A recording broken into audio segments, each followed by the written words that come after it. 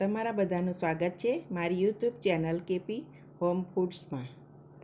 આજે આપણે બનાવીશું મગની દાળની ખસ્તા કચોરી। એટલી સરસ બને છે ઘરે, સોફ્ટ અને ખસ્તા। તો તમે પણ એકવાર જરૂરથી આવી રીતે બનાવજો। તો ચાલો મારી રેસીપી બતાવું। અહીંયા મેં પોણી વાડકી ફોતરા વગરની મગની દાળ લીધી છે। હવે આપણે એને ધોઈ અને પલાળી દઈએ। સરસ ધોઈ લીધી છે। હવે આપણે એને 1-2 ગ્લાસ જેટલું પાણી ઉમેરી અને 2 થી 3 કલાક સુધી પલળવા દઈશું।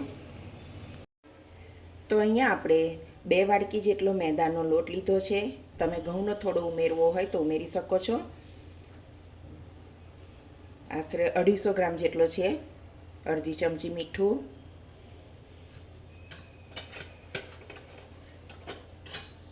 થોડો અજમો હાથેથી મસળી લેવાનો,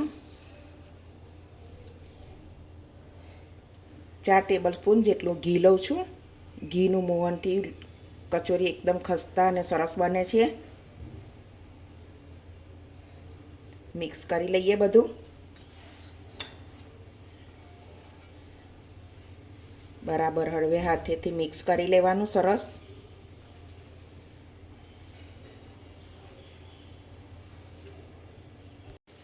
તમારે અહીંયા તેલનું મોહન દેવું હોય તો તેલનું પણ લઈ લેવાય। આવો લોટ હોવો જોઈએ, એકદમ મુઠ્ઠીભર એવો। આ રીતે મોહન બહુ પરફેક્ટ છે। હવે આપણે થોડું થોડું પાણી રેડી અને લોટ બાંધી લઈશું।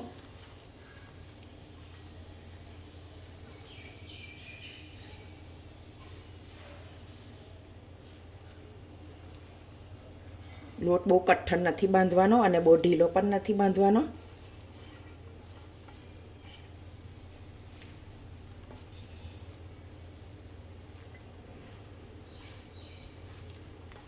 તો લોટ સરસ બંધાઈ ગયો છે। તો હવે એને આપણે ઢાંકી અને મૂકી રાખીશું અડધો કલાક માટે। હવે દાળ જોઈ લઈએ આપણે। તો સરસ દાળ પલળી ગઈ છે, સરસ તૂટી જાય છે। હવે એને આપણે એક મિક્સર જાર લઈ લઈએ। એમાં અધકચરી વાટવાની છે દાળને। થોડી થોડી લઈ લઈશું આપણે, 2 ભાગમાં વાટી લઈશું।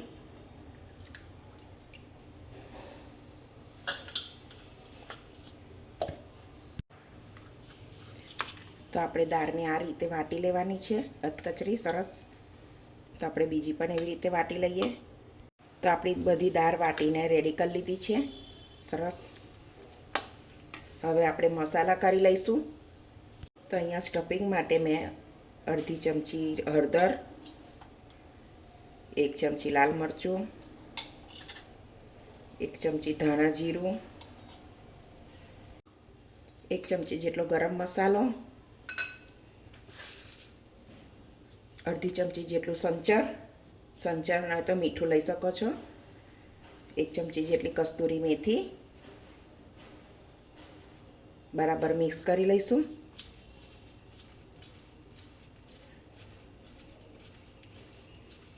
તો આપણો સ્ટફિંગનો મસાલો રેડી છે। તો અહીંયા મેં એક પેન લઈ લીધી છે, 4 મોટી ટેબલસ્પૂન જેટલું તેલ। તેલને બરાબર ગરમ થવા દઈશું। તો તેલ ગરમ થઈ ગયું છે। અડધી ચમચી જીરું, અધકચરા ધાણા, 1 ટેબલસ્પૂન જેટલી વલિયારી। બરાબર એને સાતળી લઈશું।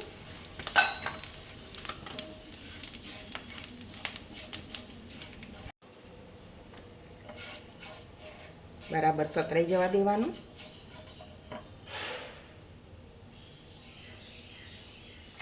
એક ચમચી જેટલા આદુ મરચાં, એને બરાબર મિક્સ કરી લેવાનું।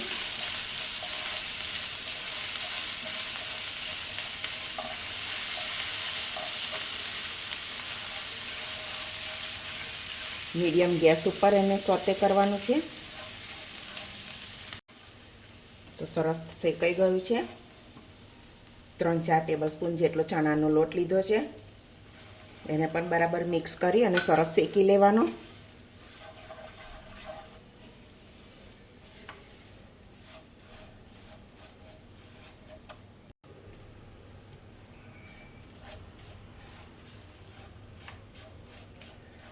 સરસ લોટની સુગંધ આવે ત્યાં સુધી શેકી લેવાનો છે. જેમ શેકાશે એમ છૂટું પડશે તેલ. જો ચણાનો લોટ સરસ ફૂલી ગયો છે, શેકાઈ જવા આવ્યો છે. હવે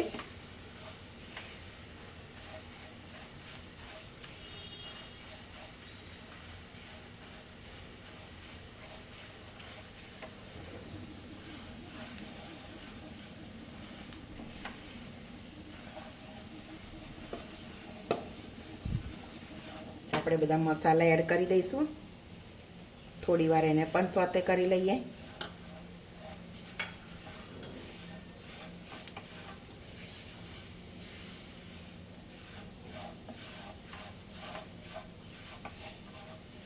એક બે મિનિટ જેટલું થઈ ગયું છે. હવે મગની દાળ લઈ લઈશું.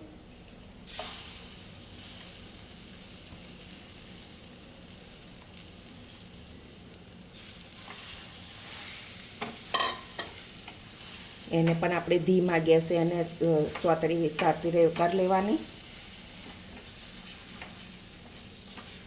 ધીમા ગેસે શેકવાની છે.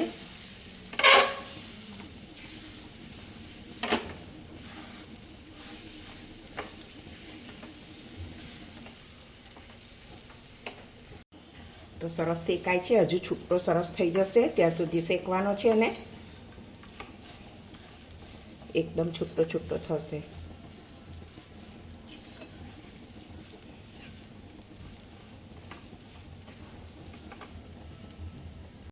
તો આપણું કચોરીનું સ્ટફિંગ બનીને રેડી છે. હવે આપણે એને થોડી ઠંડુ થવા દઈશું.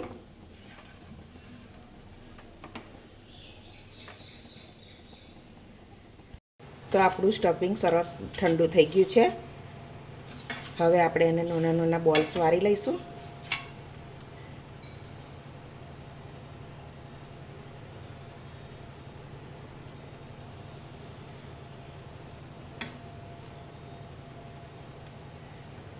આવી રીતે વારી લઈશું.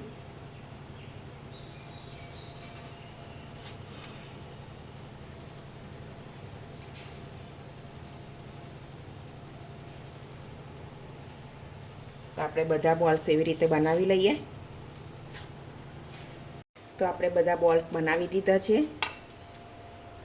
હવે આપણે એને લોટ કરી પૂરી વણી અને સ્ટફિંગ ભરી લઈશું. તો આપણો લોટ પણ સરસ બંધ થઈ ગયો છે. એને સારો એવો મસળી લેવાનો. જેટલો મસળશો એટલી ખસ્તા થશે.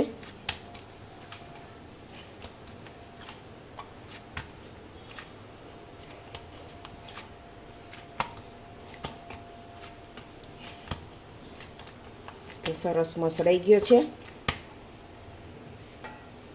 નાના નાના લુવા કરી લઈશું.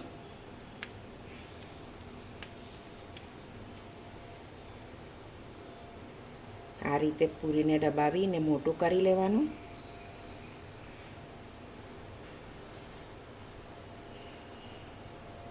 પછી આપણે એક બોલ લઈ લઈશું.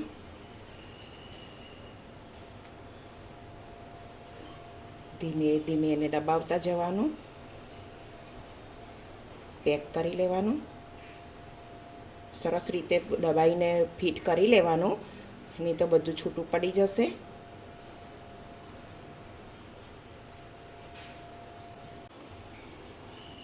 સરસ રીતે બોલ બની ગયો છે.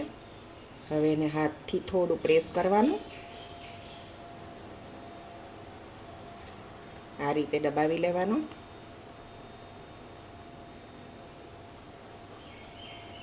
તો બીજું પણ આપણે એવી રીતે બનાવી લઈએ.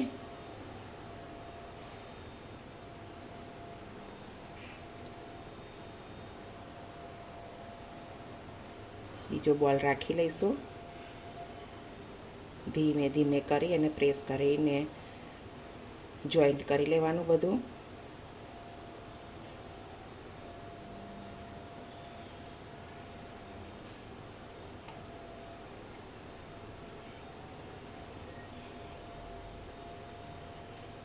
પણ આ રીતે દબાવી લઈશું.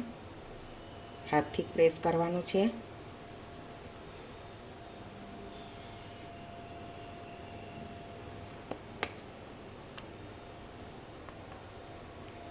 તો આપણે બધી આ રીતે બનાવી લઈશું. તો આપણી બધી કચોરી ભરી અને રેડી કરી લીધી. હવે આને આપણે તળી લઈશું. તો આપણે એક પેનમાં આપણે તેલ લઈ લીધું છે. તેલને ગરમ થવા દઈશું. તેલ બહુ એટલું બધું ગરમ નહીં થવા દેવાનું. એકદમ સ્લો ગેસ ઉપર જ એને તળવાની છે. તો આપણું તેલ માપનું ગરમ થઈ ગયું છે. એ કચોરી ઉમેરી લઈશું.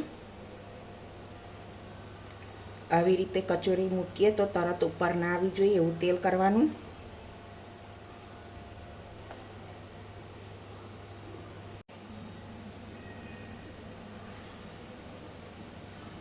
તરત એને ફેરવવાની નથી. થોડી વાર એની જાતે જ ઉપર આવી જશે ફૂલીને. ગેસ મીડિયમ જ રાખવાનો. તો તમે જોઈ શકો છો ધીમે ધીમે ઉપર આવી ગઈ. હવે એને ધીમે રહીને આપણે ફેરવી લઈશું.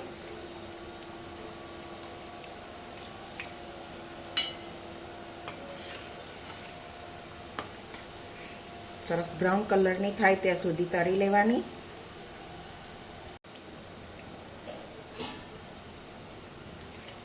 બીજી સાઈડ ફેરવી લઈશું થોડી વાર.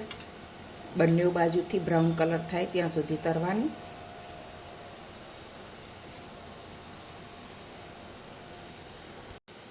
તો સરસ આપણી કચોરી બ્રાઉન કલર થઈ ગયો છે. આટલી કચોરી તળાતા 10 થી 12 મિનિટ જેવું લાગે છે. હવે એને આપણે કાઢી લઈએ.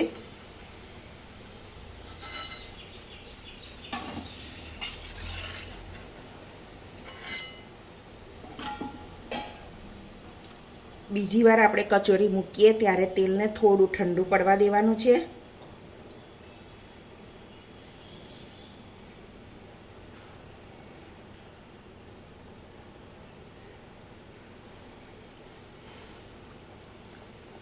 હવે બીજી મૂકી દઈએ.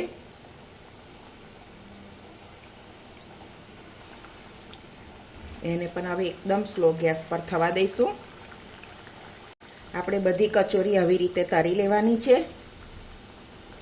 તો ફ્રેન્ડ્સ આપણી ખસ્તા કચોરી બનીને રેડી છે. તો તમે જરૂરથી એકવાર આવી રીતે ટ્રાય કરજો અને મને કોમેન્ટમાં કહેજો કે મારી રેસીપી કેવી લાગી. જો મારી રેસીપી તમને ગમતી હોય તો વિડીયોને લાઇક કરજો, મારી ચેનલને સબસ્ક્રાઈબ કરજો, તમારા ફ્રેન્ડ જોડે શેર કરજો. તો હવે મળીશું એક નવી રેસીપીમાં. ત્યાં સુધી બધાને જય શ્રી કૃષ્ણ.